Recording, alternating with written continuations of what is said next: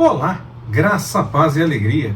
A porção de hoje recomendada para a leitura da Bíblia em um ano no plano sequencial é 2 Samuel do capítulo 11 ao capítulo 14. O capítulo 11 começa falando do cerco a Rabá e voltamos a ler a respeito desse mesmo cerco lá no capítulo 12 no versículo 26, quando Davi inclusive é chamado para o grande finale. Lemos a respeito de outros cercos na Bíblia, as cidades que aconteceram e os cercos aconteceram durante anos, então é possível sim que o cerco tenha começado antes de toda a história a respeito de Davi com Batseba, Betsabá, tudo depende da tradução. Eu vou seguir com a tradução do Compartilhando na Web e vou manter Batseba. E como também pode ter acontecido de Davi ter sido chamado para o grande finale do cerco a Rabá, ainda durante a espera do nascimento do filho, talvez depois ainda da morte já de Urias, mas antes do nascimento do filho, ou ele pode ter ido só depois que a criança já nasceu e teve toda a situação que o texto nos mostra na sequência, e nós vamos comentar já já. O momento exato do grande finale do cerco a Rabá não tem como ser definido. Tanto pode ter acontecido antes do momento em que Natan confronta Davi, como pode ter acontecido depois desse confronto, e aí na sequência que o texto mesmo mostra, teria acontecido a ida de Davi para esse grande finale. Ele pode ter ido, voltado e ter tido confronto com Natan, como pode ter acontecido toda a história e ele ter ido depois. A ordem exata não tem como ser definida. O fato é que as histórias aconteceram e isso sim é o que fica para nós. Davi devia ter ido para a guerra, mas ele não foi. Quando um líder não se ocupa das coisas que realmente ele deve se ocupar, coisas ruins podem acontecer. Simples assim. A história de adultério e assassinato é mais uma daquelas que não deveria estar na Bíblia se ela se preocupasse apenas com os supercrentes. Está lá para mostrar o que não deve ser feito. Primeiro ponto. Mas também está lá para deixar claro que seres humanos seguem caminhos errados, mesmo aqueles que se preocupam com a vontade do Senhor. Até esses podem sim errar. A diferença está em como se comportar depois do erro. Continuar negando, fazer parecer que é diferente, ou se arrepender, confessar e mudar. Quem busca realmente a vontade do Senhor, primeiro foge do erro, claro. Mas quando este acontece, deve logo colocar as coisas em ordem, confessando e mudando.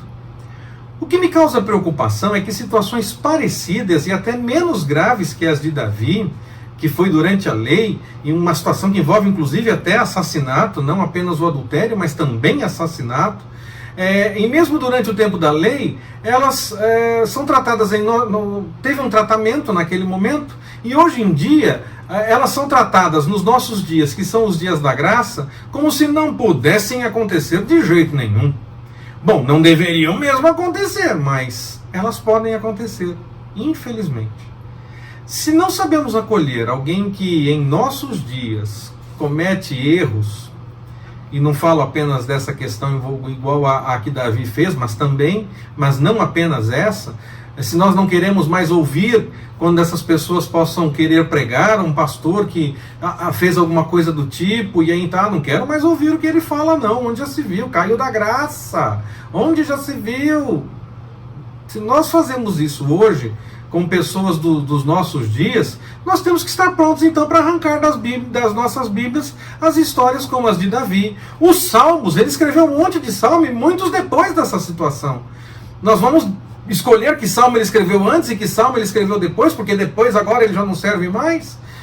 Também vamos ter que tirar textos de Paulo, que se reconhece como o maior de todos os pecadores, como aquele que perseguiu os cristãos e tudo mais. Esses são apenas alguns exemplos. Nós precisamos agir mais na direção do acolhimento que dá condenação sumária. Se durante o tempo da lei já houve acolhimento, como Natã fez, claro, Natã confrontou. Então nós também devemos fazer como Natã. Natã confrontou, mas também, quando houve o reconhecimento por parte de Davi, se houver arrependimento e confissão também em nossos dias, nós devemos agir como Natã, devemos acolher, porque o Senhor perdoa. Por que é que nós vamos agir como se o perdão e a mudança de vida fossem impossíveis em situações assim? Por que é que nós agimos como se os servos do Senhor nunca pecassem? Nós não devemos mesmo, é fato, nós devemos fugir do erro. Mas ele pode acontecer com qualquer um. A questão é como agimos diante do erro, quando ele se apresenta. Nós já temos uma sequência com 5 mensagens no canal no YouTube do Compartilhando na Web. E a playlist está recomendada na descrição desta mensagem. Assim, se você estiver acompanhando essa mensagem, tanto em vídeo como em áudio, em algum blog, rede social, ou fora do espaço onde ela foi divulgada originalmente, entre no espaço da divulgação da mensagem, quer seja no YouTube para ver o vídeo ou no agregador de podcast da sua preferência, e procure o link na descrição da mensagem, o link para essa playlist com essas 5 mensagens a respeito dessa história. Ela termina indo um pouco além do nosso texto, chega até o Salmo 51, mas vale a pena acompanhar aquela sequência. Davi, repreendido, reconhece o seu erro. É perdoado, mas a criança ia morrer. Davi ainda tenta buscar ao Senhor para que isso não aconteça, mas não teve jeito. Aqueles que acompanhavam aquela cena entraram em crise enquanto Davi buscava ao Senhor, clamando pela criança, porque eles tinham medo de informar a Davi que a criança morreu. Pois se o rei já estava do jeito que ele estava antes da morte da criança, imagina como ele ia se comportar depois. Mas a reação de Davi foi de voltar à normalidade, o que deixou igualmente aqueles que estavam acompanhando ele em crise. Ele deixou claro que ele estava buscando ao Senhor pela criança.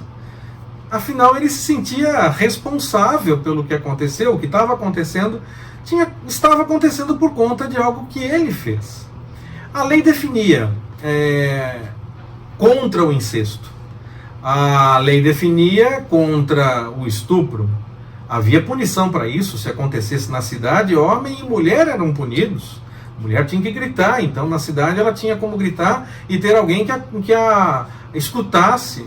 Alguns poderiam fazer ouvidos surdos e fingir que ela não participou daquilo, tanto que na situação com Jesus e a mulher adúltera apresentam apenas a mulher, mas e o homem? Onde é que estava naquela situação? Tinha um homem também envolvido, não é? Sempre a mulher acabava tendo então mais problemas do que o homem. Mas a lei definia a punição que deveria acontecer. Se acontecesse no campo, só o homem seria punido. A mulher não teve chance de gritar e declarar o que estava acontecendo. Então havia, na lei, nós já lemos a esse respeito, havia na lei definições a respeito do estupro. Davi deveria ter encaminhado as coisas de acordo com a lei. Ele que sempre se preocupou em cumprir a lei, falhou mais uma vez aqui, e agora com seus filhos. E falhou igualmente com Absalão, porque ele matou o irmão de forma premeditada. Ele não poderia ser poupado, nem mesmo se conseguisse chegar numa cidade de refúgio. Era realmente dura, mas era a lei, ele tinha que cumprir aquilo que a lei definia. O homem segundo o coração de Deus, que sempre se preocupou com a vontade do Senhor e seguir a lei, não foi exatamente um exemplo disso nessa passagem que nós lemos. Bom, ele acaba sendo mesmo assim um exemplo, de qualquer forma, para nos mostrarem que nós devemos evitar o erro, e quando esse erro acontecer, temos que nos acertar logo com o Senhor, em vez de ficar tentando explicar ou mudar a situação, porque só vai piorar. E mesmo com o perdão, ainda podemos ter que enfrentar algumas consequências dos erros cometidos. Não é falta de perdão, mas mesmo perdoados, podemos ter que enfrentar consequências por desobedecer ao Senhor. Aprendemos assim que devemos fugir de fato do erro, óbvio, mas quando ele acontecer, nós devemos nos acertar com o Senhor. E caso haja consequências, nós devemos enfrentá-las, sem achar que não houve perdão da parte do Senhor. Pode até ser que nós não tenhamos as consequências. Amém e aleluia. Mas se houver consequências, amém e aleluia igualmente, porque mesmo assim nós podemos contar com o perdão do Senhor, quando confessamos, arrependidos, e deixamos o caminho errado. Que o Senhor nos abençoe. Forte abraço, até mais, permitindo o Senhor.